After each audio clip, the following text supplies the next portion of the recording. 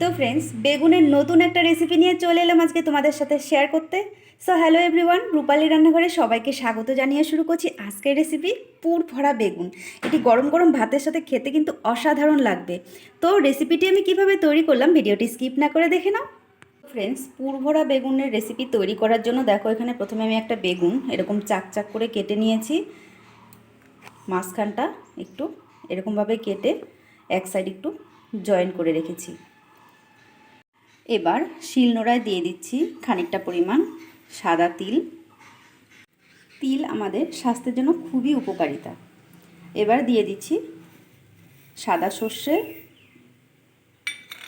দিয়ে দিচ্ছি দুটো কাজু, গোলমরিচ আর এলাচ, আর দিয়ে দিচ্ছি 3টে পরিমাণ কাঁচা লঙ্কা। এবার সবগুলো উপকরণ পাটায় বেটে খুব ভালোভাবে একটা মিহি পেস্ট আমি তৈরি করে নেব। এবার ওই বেগুনের টুকরোগুলোতে দিয়ে দিচ্ছি সামান্য পরিমাণ নুন আর হলুদ। এবার ভালোভাবে একটু মেখে নেব। এবার একটা প্লেটে মশলার সব উপকরণ নিয়ে নিচ্ছি। এবার এতে দিয়ে দেব ধনেপাতা কুচি, সামান্য পরিমাণ নুন, হলুদ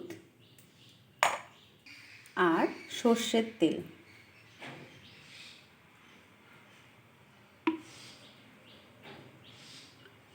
এবার সবগুলো উপকরণ খুব ভালোভাবে একটু মেখে নেব। এবার এই বেগুনের ভেতরে পুরগুলো আমি ভরে নেব। বেগুনের ভেতর পুরগুলো কিন্তু আমি সব ভরে নিয়েছি, দেখো ঠিক এইভাবে ভরে নিয়েছি। এবার কড়াই বসিয়ে দিয়েছি, দিয়ে দিচ্ছি সর্ষের তেল।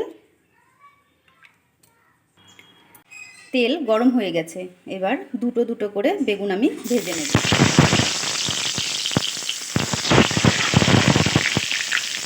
এবার একটা করে ভালোভাবে উল্টে দেবো, উল্টে সাইড আমি ভেজে নেব। বেগুনের পুরগুলো ভাজা হয়ে গেছে। এবার আমি নামিয়ে অপর বেগুনগুলো ঠিক একইভাবে ভেজে নেব। অপর বেগুনগুলোও খুব ভালোভাবে ভাজা হয়ে গেছে। এবার আমি এগুলো নামিয়ে সার্ভ করে নেব। তো ফ্রেন্ডস, তোমরা কে কোথা থেকে আমার এই রেসিপি দেখছো অবশ্যই জানাবে। আর যদি ভালো লাগে তোমরাও একবার এই নতুন রেসিপি ট্রাই করে দেখো, আশা করি ভালো লাগবে।